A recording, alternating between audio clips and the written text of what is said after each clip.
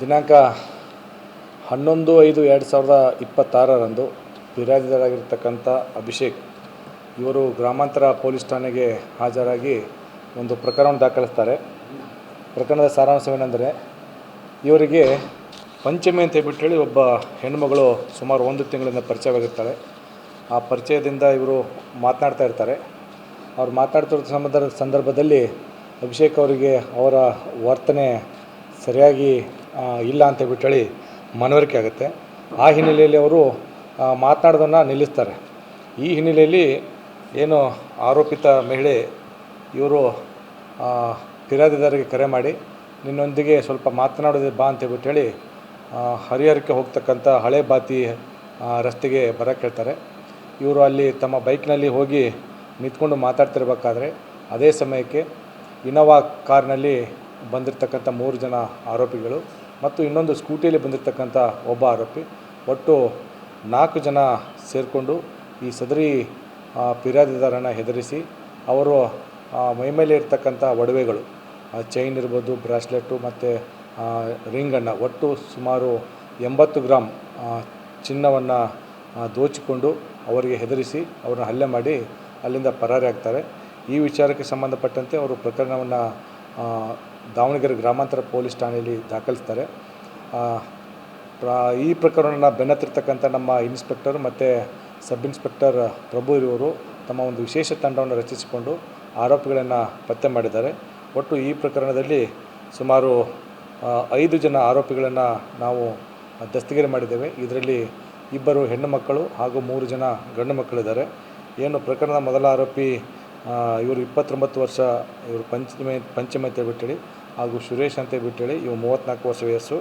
ಅದರ ಜೊತೆಗೆ ಜಗದೀಶ ಅಂತ ಹೇಳ್ಬಿಟ್ಟು ಇವು ಅಣಜಿ ಗ್ರಾಮದ ವಾಸಿ.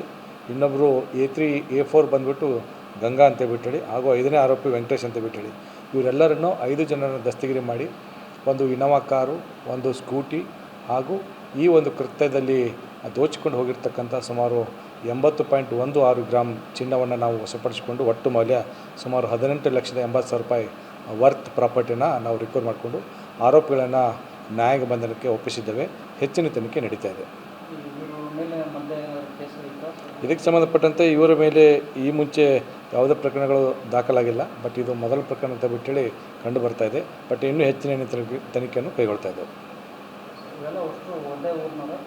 ಅಲ್ಲ, ಬೇರೆ ಬೇರೆ ಊರದವರು, ಬಟ್ ಒಬ್ರಿಗೊಬ್ಬರು ಪರಿಚಯ ಮಾಡಿಕೊಂಡು ಈ ಥರ ಒಳಸಂಚು ರೂಪಿಸಿ ಈ ಥರ ಒಂದು ಕರ್ತವ್ಯ ನಿಟ್ಟಿನಲ್ಲಿ ಒಂದು ತಂಡವನ್ನಾಗಿಸಿಕೊಂಡು ಅವ್ರನ್ನ ಪ್ಲ್ಯಾನ್ ಮಾಡಿ ಆ ಕಡೆ ಬರೋಕ್ಕೆ ಹೇಳಿ, ತದನಂತರ ಇವರು ನನ್ನ ತಂಗಿಯನ್ನು ನೀನು ಯಾಕೆ ಈ ಟೈಮಲ್ಲಿ ಕರೆದ್ಬಿಟ್ಟು ಈ ಥರ ಮಾಡ್ತಾಯಿದೆ ಅಂತ ಬಿಟ್ಟು ಹೆದರಿಸಿ ಅವ್ರಿಗೆ ದೋಚಿಸ್ಕೊಂಡು ಹೋಗಿರ್ತಕ್ಕಂಥ ಪ್ರಕರಣ ಇದಾಗಿರ್ತದೆ. ತನಿಖೆ ನಡೀತಾ ಇದೆ. ಇದಕ್ಕೆ ಸಂಬಂಧಪಟ್ಟಂತೆ ಯಾರಾದರೂ ನೊಂದವರಿದ್ದರೆ, ಈ ಆರೋಪಿಗಳು ಇದೇ ರೀತಿ ಯಾರಾದರೂ ಮಾಡಿದವರಾಗಿದ್ದರೆ ಖಂಡಿತವಾಗಲೂ ಠಾಣೆಗೆ ಬಂದು ಪ್ರಕರಣವನ್ನು ದಾಖಲಿಸ್ಬೋದು ಅಥವಾ ಮಾಹಿತಿಯನ್ನು ಕೊಡ್ಬೋದು. ಮಾಹಿತಿಯನ್ನು ಆಧರಿಸಿ ಪೊಲೀಸರು ಮುಂದಿನ ಸೂಕ್ತ ಕ್ರಮವನ್ನು ಕೈಗೊಳ್ತಾರೆ. ಇದು ಮೇಲ್ನೋಟಕ್ಕೆ ಇದು ಹನಿ ಟ್ರ್ಯಾಪ್ ಥರ ಕಾಣ್ತಾ ಇದೆ. ಯಾಕಂದರೆ ಒಬ್ರಿಗೊಬ್ರು ಪರಿಚಯ ಮಾಡಿಕೊಂಡು ಅಲ್ಲಿ ಬಂದು ತದನಂತರ ಅವ್ರಿಗೆ ಬೇರೆ ಆರೋಪಿಗಳು ಹೇಳಿಕೊಟ್ಟು ಅದೇ ಸಮಯಕ್ಕೆ ಅಲ್ಲಿ ಬರೋಕ್ಕೆ ಹೇಳಿಬಿಟ್ಟು ಅವ್ರನ್ನ ಯಾಕೆ ಈ ಥರ ಮಾಡಿದೆ ಅಂತ ಕೇಳಿದಾಗ ಇದು ನೋಡಿದರೆ ಇದು ಹನಿ ಟ್ರ್ಯಾಪ್ ಪ್ರಕರಣಕ್ಕೆ ಸಂಬಂಧಿಸಿದಂತೆ ಅಂತ ಹೇಳ್ಬಿಟ್ಟು ನಮ್ಮ ತನಿಖೆಯ ಪ್ರಾಥಮಿಕ ಅಂಶದಿಂದ ಕಂಡು ಬಂದಿತ್ತು.